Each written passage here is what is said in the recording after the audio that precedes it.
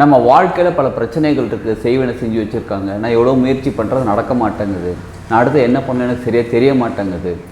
அடுத்தது வந்து கடன் வாங்கியிருக்கிறேன், கடன் எப்படி திருப்பி கொடுக்குறதுன்னு தெரில. இல்லை நான் கடன் எனக்கு அவசியமாக தேவைப்படும், யாரும் கடன் கொடுக்க மாட்டேன்றாங்க. இல்லை நான் வந்து கொடுத்த கடன் எனக்கு திருப்பி வரமாட்டேங்குது. இந்த மாதிரி பல பிரச்சனைகள் இருக்குது பார்த்தீங்களா. இதெல்லாமே தீர்வு காணுவதற்காக நம்மளே நமக்கு சரி பண்ணிக்கிறதுக்கு நம்ம டே டு டே லைஃப்பில் சாதாரணமாக இருக்கக்கூடிய வாழ்க்கையில் அடுத்த நிலைக்கு உயர்றதுக்கு என்னெல்லாம் பண்ணலாம். இந்த தாந்திரிக முறைப்படி ரொம்ப சிம்பிளான டெக்னிக் தாங்க. இருக்கிற இடத்துலேருந்தே எப்படி சரி பண்ணிக்கிறதுன்னு தெரிஞ்சுக்கலாம். ஜோதிடர்கள் அவங்களுக்கு அதை பரிகாரமாக சொல்லும்போது அவங்களுக்கு சுலபமாக கணவன் மனைவி பிரச்சனையாக இருக்குது, ரொம்ப சண்டை போட்டுக்கிட்டே இருக்காங்க, அவங்களுக்குள்ள ஒத்துமையே இருக்க மாட்டாங்க, ஒரே வீட்டுக்குள்ளே தான் இருக்காங்க, ரெண்டு கிரகம் மாதிரி ஆப்போசிட் டைரெக்ஷனில் இருக்காங்க. இந்த மாதிரிலாம் இருக்கும்போது அவங்களுக்கு எப்படிங்க என்னங்க பண்ணுறது? சில வாழ்க வளமுடன் healing hands education healing centre தங்களை அன்புடன் வரவேற்கிறது. நம்ம வாழ்க்கையில் பல பிரச்சனைகள் இருக்குது. செய்வனை செஞ்சு வச்சுருக்காங்க. நான் எவ்வளோ முயற்சி பண்ணுறது நடக்க மாட்டேங்குது. நான் அடுத்து என்ன பண்ணேன்னு சரியாக தெரிய மாட்டேங்குது. அடுத்தது வந்து கடன் வாங்கியிருக்கிறேன், கடன் எப்படி திருப்பி கொடுக்குறதுன்னு தெரில. இல்லை நான் கடன் எனக்கு அவசியமாக தேவைப்படும், யாரும் கடன் கொடுக்க மாட்டேன்றாங்க. இல்லை நான் வந்து கொடுத்த கடன் எனக்கு திருப்பி வரமாட்டேங்குது. இந்த மாதிரி பல பிரச்சனைகள் இருக்குது பார்த்தீங்களா. இதெல்லாமே தீர்வு காணுவதற்காக நம்மளே நமக்கு சரி பண்ணிக்கிறதுக்காகத்தான் இந்த தாந்திரிக பரிகாரம்னு ஒரு பயிற்சி வகுப்பு நடக்க இருக்குது. வர 9ஆம் தேதி அன்றைக்கி கிளாஸ் இருக்குங்க. இதை பற்றி டீட்டெயில் தெரிஞ்சுக்கணுன்னா நீங்கள் டிஸ்கிரிப்ஷனோட காண்டாக்ட் நம்பர், வீடியோவில் காண்டாக்ட் நம்பர் காண்டாக்ட் பண்ணுங்கள், அது மெசேஜ் அனுப்புங்க. நிச்சயமாக நீங்கள் அதில் கலந்துக்கோங்க. சரி, இப்போ யாரெல்லாம் கலந்துக்கலான்றதை பார்த்துக்கலாம். நம்ம அதுக்கு முன்னாடி முதல்ல தாந்திரிக பரிகாரம், தாந்திரிகம்னு என்னன்னு தெரிஞ்சுக்கலாம். மொத்தம் 4 வேதங்கள் இருக்குங்க. ரிக், யஜுர், சாமம், அதர்வணம் 4 வேதங்கள் இருக்குது. இந்த 4வது வேதமாக இருக்கக்கூடிய அதர்வண வேதத்தில் இருக்கக்கூடிய ஒரு சின்ன பகுதி தான் தாந்திரிகம். தாந்திரிகம்னா நமக்கு நிறைய விஷயம் எப்படி திரும்ப நினச்சிட்டு இருக்கோம். நம்ம இது வந்து ரொம்ப பயங்கரமானது, செய்வினை செய்கிறது, அந்த மாதிரி கெட்ட விஷயங்களுக்காக பயன்படுத்தக்கூடியது அப்படின்னு நம்ம நினச்சிட்டு இருக்கோம். அப்படி கிடையாது. மாந்திரிகமும் தாந்திரிகமும் அதர்வண வேதத்தில் நல்ல விஷயங்களுக்காக தான் சொல்லி கொடுத்துருக்காங்க. நம்ம பாதுகாப்புக்காக, நம்ம வாழ்க்கையில் முன்னேறதுக்காக, நம்ம தேவையான பொருளாதாரத்தை இருப்பதற்காக, இந்த மாதிரி எதெல்லாம் வேணுமோ நமக்கு அதெல்லாம் செய்கிறதுக்காக சொல்லி கொடுத்துருக்காங்க. அதில் சொல்லியிருக்காங்க. அதை சில மக்கள் தவறான முறையில் பயன்படுத்திக்கிறாங்க. இப்போ அந்த தவறான முறையில் பயன்படுத்துறதுக்கான பேர் வந்து பிளாக் மேஜிக்னு சொல்லுவாங்க. சரிங்களா, கருப்பு மேஜிக்னு வச்சுப்போம். இதை சரி பண்ணுறதுக்கு முறைக்கு பேர் ஒயிட் மேஜிக். இந்த தாந்திரிக பரிகாரம் பயிற்சி வகுப்பில் நம்ம ஒயிட் மேஜிக் தான் கற்றுக்க போகிறோம். அதாவது நமக்கு யாரோ செய்வனை செஞ்சு வச்சுருக்காங்க, இல்லை நமக்கு கண் திருஷ்டி பட்டு வச்சுருக்காங்க, இல்லை வந்து வேறு ஏதாவது விஷயங்கள் அனுப்பி வச்சுருக்காங்க, இந்த மாதிரி நெகட்டிவான விஷயங்கள் இருந்தாலும் பரவாயில்ல, அதை எப்படி சரி பண்ணுறதுக்கு, அதாவது அதுலேருந்து எப்படி நம்ம மீண்டு வருவதுன்னு தெரிஞ்சுக்கலாம். அதை தவிர நம்ம டே டு டே லைஃப்பில் சாதாரணமாக இருக்கக்கூடிய வாழ்க்கையில் அடுத்த நிலைக்கு உயர்றதுக்கு என்னெல்லாம் பண்ணலாம். இந்த தாந்திரிக முறைப்படி ரொம்ப சிம்பிளான டெக்னிக் தாங்க. சரிங்களா, நம்ம நிச்சயமாக எல்லாருமே ஒரு தனி மனிதரும் கற்றுக்கணும். இதை தவிர ஜோதிடர்களும் கற்றுக்கலாம். சரி, ஜோதிடர்கள் எதற்கு கற்றுக்கலாம் அப்படின்னா, இப்போ ஜோசியம் பார்க்குறான்னு வச்சுக்கோங்க, வெறும் ஜோதிடம் மட்டும் தான் பார்க்க தெரியுமா அப்படின்னா அவங்க ஜாதகத்தை பார்ப்பாங்க. இந்த மாதிரி விஷயங்கள் இருக்குது, இந்த மாதிரி பிரச்சனைகள் இருக்குது, நீங்கள் பரிகாரம் சொல்லுவாங்க, இந்த கோயில் போய்ட்டு வாங்க, இதை பண்ணுங்கள், அதை பண்ணுங்கன்னு பரிகாரம் சொல்லுவாங்க. நல்ல விஷயங்கள் நிறைய சொல்லுவாங்க. சொல்லும்போது சிலருக்கு சில நேரங்களில் அந்த பொருளாதாரம் தடையாக இருக்கலாம். அதாவது அவ்வளோ தூரம் போயிட்டு வர்றதுக்கு அவ்வளோ செலவாகுமே, சில பரிகாரங்கள் சொல்லும்போது இவ்வளோ செலவாகுமே சிலருக்கு சரிங்களா, அப்படி அவ்வளோ தூரம் பொருளாதாரத்தை செலவு பண்ண முடியாத நிலையில் இருக்கலாம். இந்த கோயில் போயிட்டு வாங்க அப்படின்னு சொல்லும்போது அந்த கோயிலுக்கு போகக்கூடிய அந்த பர்டிகுலர் டேயில் சொல்லுவாங்க ஜோதிடர்கள். பரிகாரம் எப்படின்னா, அந்த பர்டிகுலர் டே அன்றைக்கி அந்த டைமில் நீங்கள் அந்த கோயிலில் இருக்கிற மாதிரி இருக்கணும்பாங்க. சில நேரங்களில் சாத்தியக்கூறுகளாக இல்லாமல் இருக்கலாம். போயிட்டு வந்து ரொம்ப நல்லது நிச்சயமாக நடக்கும். ஆனால் இந்த தாந்திரிக பரிகாரம் மூலியமாக இருக்கிற இடத்துலேருந்தே எப்படி சரி பண்ணிக்கிறதுன்னு தெரிஞ்சுக்கலாம். ஜோதிடர்கள் அவங்களுக்கு அதை பரிகாரமாக சொல்லும்போது அவங்களுக்கு சுலபமாக இருக்கும்.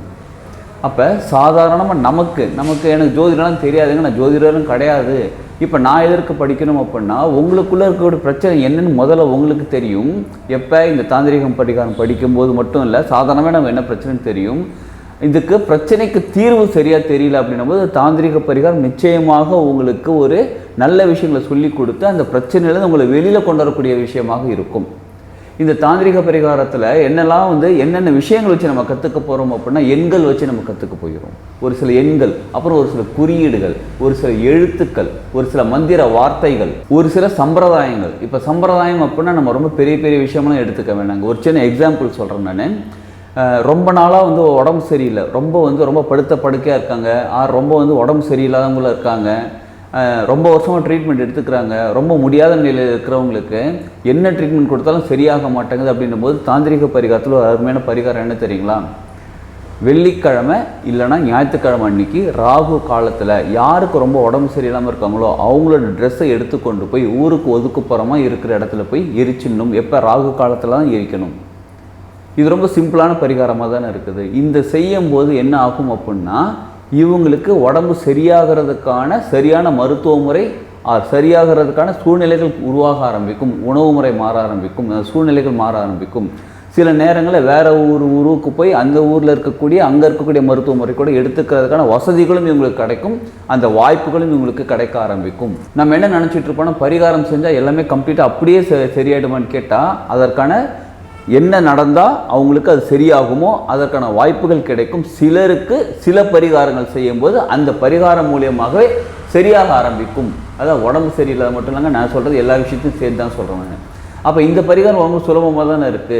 அவங்களுக்கு இவ்வளோ வருஷமாக ரொம்ப அவஸ்தைப்பட்டு இருக்காங்க. பட் ஆனால் என்ன பண்ணுறதுன்னு தெரியல. இப்போ அவங்களுக்கு அந்த பரிகாரம் செய்யும்போது அடுத்த நிலை அவங்களுக்கு உயர ஆரம்பிச்சிடும். அதாவது அடுத்தது அவங்களுக்கு சரியாகிறதுக்கான வாய்ப்புகள் கிடைக்க ஆரம்பிச்சிடும். சரிங்களா? அதே மாதிரி இன்னொரு பரிகாரமும் சொல்கிறேங்க. இப்போ கணவன் மனைவி பிரச்சனையாக இருக்குது, ரொம்ப சண்டை போட்டுக்கிட்டே இருக்காங்க, அவங்களுக்குள்ள ஒத்துமையே இருக்க மாட்டாங்க, ஒரே வீட்டுக்குள்ளே தான் இருக்காங்க, ரெண்டு கிரகம் மாதிரி ஆப்போசிட் டைரெக்ஷனில் இருக்காங்க. இந்த மாதிரிலாம் இருக்கும்போது அவங்களுக்கு எப்படிங்க என்னங்க பண்ணுறது? சில நேரங்களில் டைவர்ஸ் சொல்ல கூட கொண்டு போயிடுவாங்க. டைவர்ஸ் கொண்டு போய் பண்ணுற அளவுக்கு கொண்டு போயிடுவாங்க. இதுக்கு நம்ம ஜாதகப்படி பார்த்தா ஜாதகத்தில் என்ன சொல்லுவாங்க, நீங்கள் இந்த கோயில் போயிட்டு வாங்க, அந்த கோயில் போயிட்டு வாங்க, அர்த்தநாரீஸ் கோயில் போயிட்டு வாங்க, ரொம்ப நல்லது, இந்த மாதிரிலாம் சொல்லுவாங்க. எல்லாமே கரெக்டு தான், எல்லாமே நடந்துக்கிட்டு தான் இருக்குது. இருந்தாலும் பரிகாரங்களில் தாந்திரிக முறைப்படி பரிகாரங்களில் அவங்க 2 பேரோட ஃபோட்டோவும் எடுத்துக்கிட்டு அந்த 2 பேரோட ஃபோட்டோலையும் 6996 இந்த எண்களை எழுதி கொண்டு 2 பேரோட ஃபோட்டோலையும் எழுதிக்கிட்டு ஒன்றா சேர்த்து வச்சு ஒரு குட்டி பாட்டிலில் தேன் வாங்கிக்கோங்க. கொஞ்சமாக தேன் எடுத்துக்கோங்க. அதாவது கொஞ்சமான ஒரு பாட்டிலில் தேன் எடுத்துக்கிட்டு அந்த தேனில் இந்த 2 பேர் ஃபோட்டோவையும் போட்டுடுங்க. நமக்கு நிறைய கேள்விகள் வரும். தேனில் ஃபோட்டோவை போட்டுட்டா தேனில் ஊறி அந்த இது ஒரு மாதிரி ஆகிடாதா, பேப்பர் மாதிரி தானே இருக்குது, ஒரு மாதிரி ஆகிடாதா, நம்பர் அழிஞ்சிடாதா, இந்த மாதிரி பல கேள்விகள் இருக்கும். எது ஆனாலும் பரவாயில்ல, அந்த தேனில் போட்டு மூடி போட்டு வச்சுருங்க. இது என்னங்க சாதாரணமாக தானே இருக்குது, இது எப்படிங்க தேனில் போட்டால் எப்படி ஃபோட்டோவை சேர்த்து வச்சு அந்த எண்கள் எழுதி வச்சு போட்டால் எப்படிங்க சரியாகும்னு கேட்குறீங்களா? இதுதான் பரிகாரம். நம்ம உடனே கேட்போம், அதர்வண வேதம் எழுதும்போது நமக்கு இந்த மாதிரி ஃபோட்டோலாம் கிடையாது, அப்போ என்ன பண்ணியிருப்பாங்கன்னு கேட்குறீங்களா? அதாவது அதர்வண வேதத்தில் அடிப்படையாக சொல்லி வச்சுருக்காங்க பாருங்கள். அதை பேஸ் பண்ணி இப்போ இருக்கக்கூடிய டெக்னாலஜியில் என்னெல்லாம் நம்மளால் பண்ண முடியுமோ அதையும் சேர்த்து தான் இப்போ கொடுத்துட்ருக்காங்க. என்னோடய குருமார்கள் எனக்கு கொடுத்ததா நம்ம இப்போ சொல்லி கொடுத்துட்ருக்குறோம். ஸோ இதை பயன்படுத்துங்க. நிச்சயமாக அந்த பிரச்சனைகள் சால்வாக ஆரம்பிக்கும். அந்த கணவன் மனைவி பிரச்சனை சால்வாக ஆரம்பிக்கும்.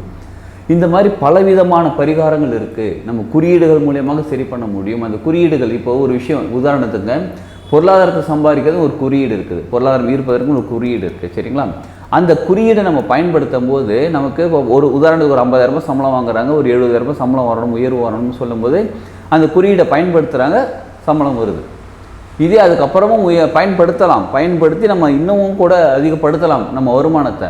ஆனால் பயன்படுத்துகிறோமான்னு கேட்டால் கிடையாது. இப்போ நம்மளே நிறைய பேர் என்ன பண்ணுவோம், யோகாசனம் கற்றுப்போம், சில விஷயங்கள் கற்றுக்கிட்டு நம்ம தொடர்ந்து பண்ணுறோமான்னு கேட்டால் கிடையாது. ஆனால் அதை பண்ணும்போது நல்லா தாங்க இருந்துச்சு, மெடிடேஷன் பண்ணும்போது நல்லா தாங்க இருந்துச்சு, யோகாசனம் பண்ணும்போது நல்லா தாங்க இருந்துச்சு, அப்புறம் இப்போ பண்ண மாட்டோன்றேன்னு கேட்டால் ஏதோ ஒரு காரணம் நம்ம சொல்லிட்டு இருப்போம், நேரம் பத்தில் அதெல்லாம் சொல்லிட்டு இருப்போம். ஆனால் இப்போ நீங்கள் சங்கல்பம் மூலியமாக இந்த தாந்திரிக பரிகாலத்தில் சங்கல்பம் மூலியமாக அது விஷயங்களை செய்யும்போது அந்த குறியீடை என்னோடய வருமானம் இப்போ 1 லட்ச ரூபாவாக இருக்குதா, 50,000 ரூபாய் இருக்குது, இதை நான் 1.5 லட்ச ரூபா சம்பாதிக்கிறோம், 1.5 லட்ச ரூபா எனக்கு மாத வருமானம் வேண்டும் அப்படின்னு நீங்கள் அந்த குறியீடை பயன்படுத்திக்கிட்டே இருக்கும்போது ரொம்ப நாளாக நீங்கள் பயன்படுத்துவீங்க. அதான் 1.5 லட்ச ரூபா அடையிற வரலும் பயன்படுத்திக்கிட்டே இருப்பீங்க. ரொம்ப நாளாக ஒரு வருஷ கணக்கெலாம் கிடையாது, வருஷ கணக்கெலாம் கிடையாதுங்க.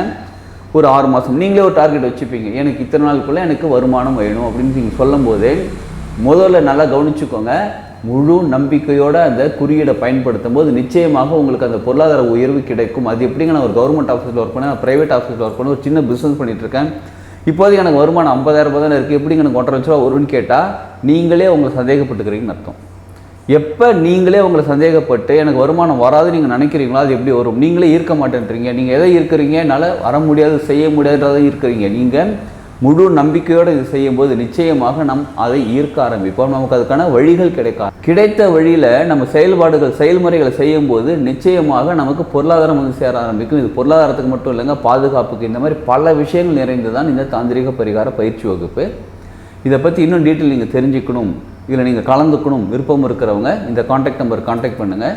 இதை பற்றி தெரிஞ்சுக்கிட்டு நீங்களும் இதை கற்றுக்கிட்டு உங்களோட வாழ்க்கையை நிச்சயமாக உங்களால் உயர்த்தி கொள்ள முடியும். நீங்கள் என்ன நினைக்கிறீங்களோ அவ்வளவும் சாதிக்க முடியும். வாழ்க வளமுடன்.